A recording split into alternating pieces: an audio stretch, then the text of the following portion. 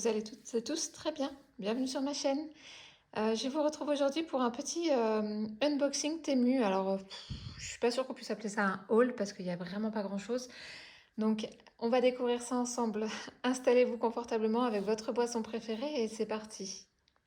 Alors, j'en ai profité pour ouvrir déjà l'emballage, d'abord parce qu'en dessous il y a mon adresse, et aussi pour vous épargner les oreilles. Alors, cette commande, à la base, je voulais juste un objet qui coûtait entre 5 et 7 euros. Sauf qu'apparemment, sur Temu, on ne peut pas commander si ça atteint pas minimum 20 euros. Bon, 20 euros quand on craft, c'est facile de les atteindre, hein. Donc j'ai commandé un petit peu tout et n'importe quoi. Non, pas des choses qui servent, pas tout et n'importe quoi, des choses qui vont servir. Donc, je vais prendre au hasard. On va découvrir ensemble. Alors, j'ai pris des pochettes pour ranger mes points de croix. Voilà, des pochettes zippées. Attendez, elle est où l'ouverture? Elle est là.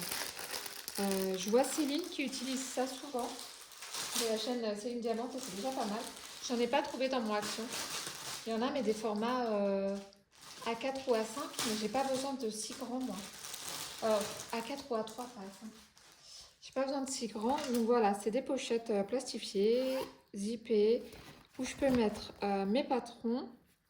Alors soit mes patrons, soit la feuille du modèle, parce que moi je commande mes modèles sur Etsy et puis je commande mes fils à part et ma toile à part.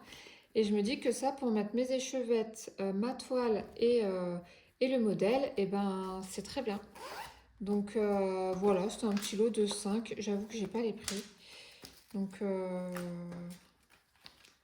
je peux mettre 5 projets.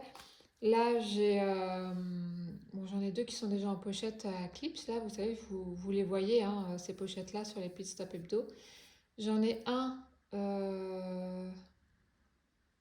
qui est toujours dans sa pochette originale. C'est un Letty Stitch, il est énorme.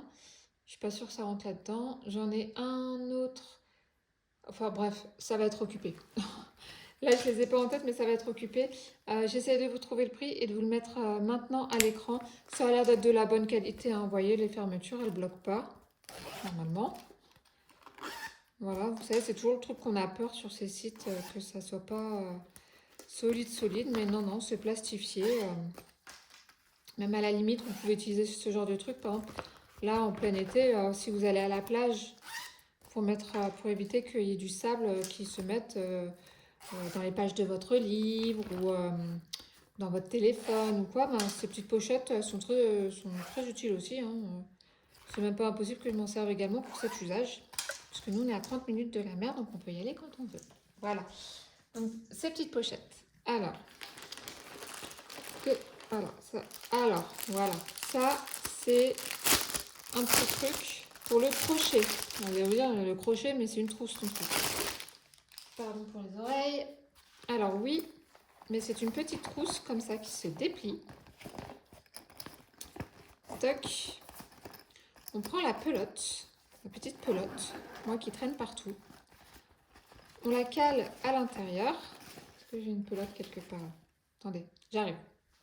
Je vais chercher une pelote. J'en ai une juste là. Voilà. Petite pelote, donc ça c'est du 50 grammes. Donc je me rends compte que le 100 grammes ça rentrerait pas forcément. Et même un cake, je suis pas sûre qu'un cake de Chobi passe. Donc vous prenez votre fil, vous le passez dans le petit trou. Tac. Vous refermez la petite trousse. Et vous pouvez crocheter. Et votre pelote, tant pis si elle tourne dans tous les sens, on s'en fout. Elle ne tombera plus. Elle ne ramassera plus les poils. Elle n'ira pas à 3 km de là où vous crochetez. Parce qu'à force de tirer dessus, elle finit par faire des roulés-boulés. Oui, ça sent le vécu, hein. J'ai déjà couru après mes pelotes de laine. Donc, à la base, je voulais un bol en bois, un joli bol en bois. Mais c'était plus cher, hein, le budget n'était pas le même. Je vous mettrai le prix, je crois que c'était... je crois que je l'ai en promo à 1 centime. Sinon, c'était quelque chose comme 2 ou 3 euros. Donc, je vous mettrai le prix auquel il est vendu. Moi, ils m'ont mis à 1 centime. Et ben, je vais pas dire non, hein, je vais ranger ma pelote. Hop. Donc, voilà. Je crois que j'ai pris d'autres choses pour le crochet aussi. Alors, j'ai l'impression d'être au motus, vous savez, mais on risque pas de tirer la boule noire cette fois. Voilà, des aiguilles à laine. Mais des vraies aiguilles à laine, parce que moi j'ai des aiguilles en plastique qui attrapent la laine. Ah, ça se dévisse. C'est joli, hein, ce petit étui. Et voilà, c'est des aiguilles à laine. Attendez, je vois pas trop bien ce que je fais. Voilà. Donc l'embout n'est pas pointu, hein. Ça permet de passer dans la matière sans que les fibres s'accrochent.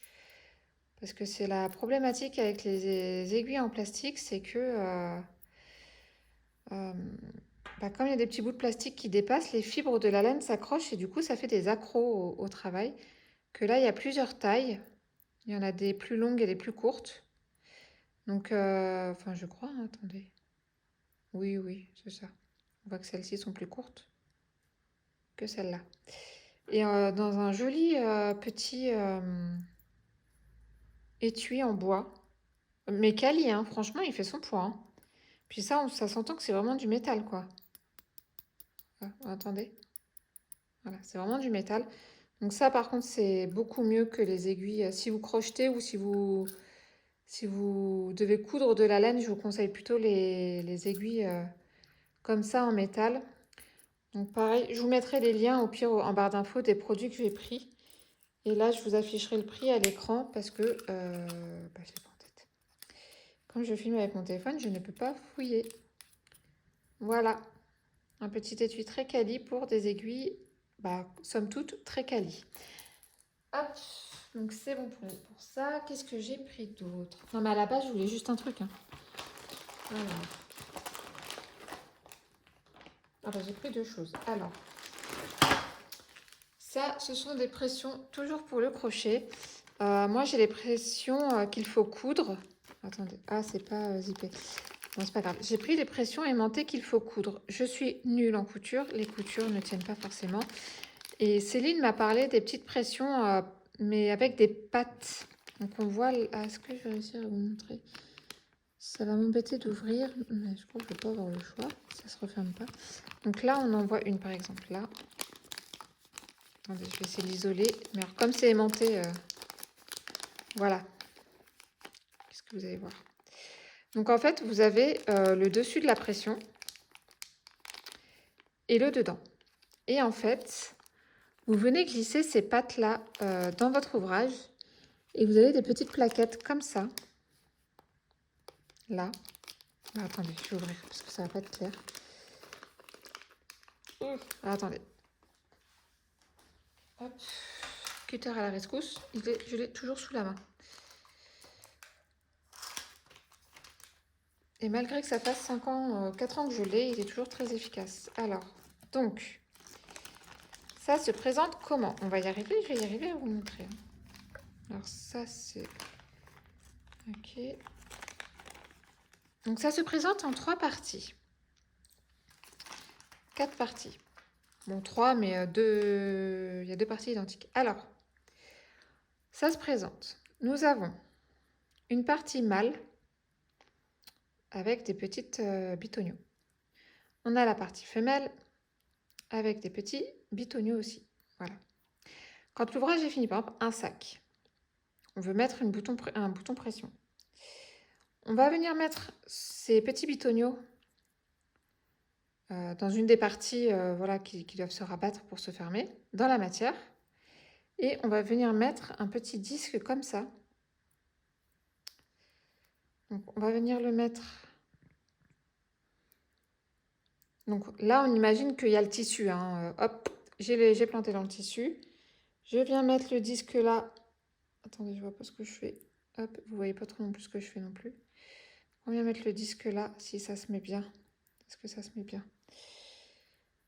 Pas facile à travers le téléphone. Voilà. Donc on vient mettre ça. Et on vient rabattre les petits bitoniaux, là, les petites pattes. On vient les rabattre là sur le dessus. Et comme ça va tenir en fait. Il n'y aura pas besoin de coudre.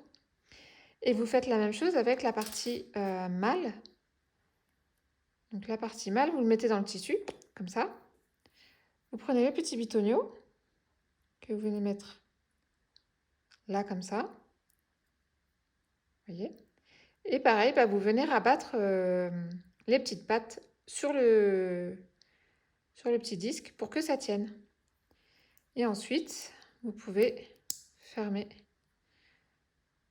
et ouvrir votre sac à main, votre veste. Alors, attendez, je sais pas. C'est bien fort les aimants. Attendez, je vais enlever ça parce que je vais abîmer quelque chose. C'est plus facile quand c'est sur un ouvrage que là, hein, quand même. C'est bien aimanté. Les aimants sont forts. Hein. Si vous faites des sacs à main, voilà. Hop. Et comme c'est tenu par les pattes sur le disque là, sur le petit disque, normalement ça devrait pas bouger. Alors j'en ai pris, je crois qu'il y en a 20. Est-ce que c'est écrit? Bon, il y en a 10 ou 20. Voilà, je sais plus ce que j'ai pris. Mais c'était pas excessivement cher et ça sera bien utile pour mes petits ouvrages de crochet. Voilà. Alors, j'avais sorti ça. Donc, c'était pour ça, à la base, que je voulais passer commande. Qu'est-ce donc? Eh bien, c'est pour les toiles de DP. Alors, attendez.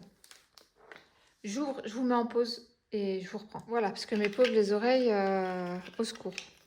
Donc, c'est pour mettre, en fait, sur le bas de votre bureau. Donc, si je ne me trompe pas, donc là, c'est votre bureau. Voilà, vous le mettez comme ça. Et vous venez visser. Attendez, parce qu'encore une fois, je ne suis pas... Voilà, vous venez visser pour fixer le support à votre bureau. Enfin, normalement.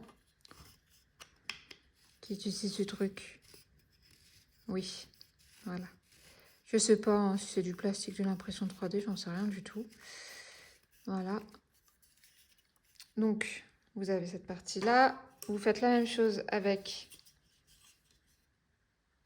la partie là. Et en fait, ici, dans ces parties courbées là, vous venez enrouler et poser votre toile. Donc, ce qui est bien, c'est que vous pouvez adapter. Si votre toile elle est longue mais pas large, vous pouvez mettre comme ça. Si elle est large, vous pouvez mettre de la largeur de votre bureau. Enfin, voilà. Donc, c'était pour ça que je voulais passer commande à la base. Je me suis retrouvée avec plein d'autres trucs. Mais bon, j'ai trouvé ça hyper pratique. Céline, elle l'a commandé sur Vinted, un vendeur qui fait ça en impression 3D. C'est ce que je voulais faire aussi. Mais j'avoue que niveau budget, sur Temu, c'est quand même moins cher. Là, je l'ai eu à 7 € et des brouettes. Hop, il y a plusieurs couleurs dispo. J'avais pris multicolore, mais il était devenu en indisponible, donc je l'ai pris rose. Voilà, rose. Donc voilà, vous posez sur le bureau et puis vous fixez, pour pas que ça bouge, en fait, vous fixez avec la grosse vis là. J'essaierai d'installer et de vous montrer une photo quand ça sera fait, que j'inclurai maintenant. Voilà. Donc voilà, ça c'est le premier gadget, mais utile pour le DP que j'ai pris sur Temu. Et j'ai pris aussi autre chose pour faire un combo. Alors je sais pas, ça doit être une des dernières choses. Oui, après c'est lui. Donc j'ai pris ça. Donc ce n'est pas un ressort, vous savez, comme c'est la mode ou comme c'était la mode l'année dernière. Est-ce que je peux l'ouvrir sans faire trop de bruit? Oui. Alors. Désolée pour le bruit de plastique. Donc, c'est un tube. Parce que les toiles, elles pendent devant vous quand vous les commencez par le haut. Mais fatalement, plus vous allez descendre votre toile, plus elle va partir de l'autre côté du bureau. Alors en soi, c'est pas gênant que ça pende de l'autre côté du bureau. Moi, ce qui me gêne, c'est que j'ai un chat squatteur de bureau qui perd ses poils à foison. Là, par exemple, je fais un diamant rond, très facile pour les poils de se coller sur le diamant rond. Donc mon DP, en fait, au fur et à mesure que je vais le faire, je vais le rouler. Je vais chercher un DP, puis on va faire le test ensemble. Donc, voilà ma chamane. Donc là, j'ai fait une partie, j'ai pas fini le haut, hein, il me reste encore 3 cases du haut à faire. Comme vous verrez cette vidéo, elle sera plus avancée, mais donc on est d'accord qu'on roule toujours une toile diamantée, diamant vers l'extérieur. Donc l'idée, crash test ensemble, je sais pas si je vais y arriver comme ça d'un coup. Donc, on roule la toile en fait. Tac, tac, tac, tac, tac. Voilà, on roule la toile, on essaie de le faire quand même correctement. Et alors, si je me trompe pas, il faut que ça passe Ah mais je suis pas douée. Je pense qu'il faut bien serrer. Alors est-ce que ça se sépare ça? Oui, ça doit se séparer un petit peu quand même. Hop. Et alors l'idée normalement c'est... J'ai peur de l'abîmer ma toile en fait. C'est pour ça que je vais pas comme un bourrin. Attendez. Vous sentez le moment de solitude? Oh oui, vous sentez bien le moment de solitude. Je suis sûre que vous le sentez très bien. Je vais marcher ta logique, Jess, pour changer. C'est juste que je veux pas abîmer la toile en fait. Je pense que si... Voilà, hop là. Reste en place, mademoiselle. Je ne mets pas non plus hein, la toile. Voilà. Est-ce que je peux vous montrer du coup, est-ce que vous voyez? Voilà.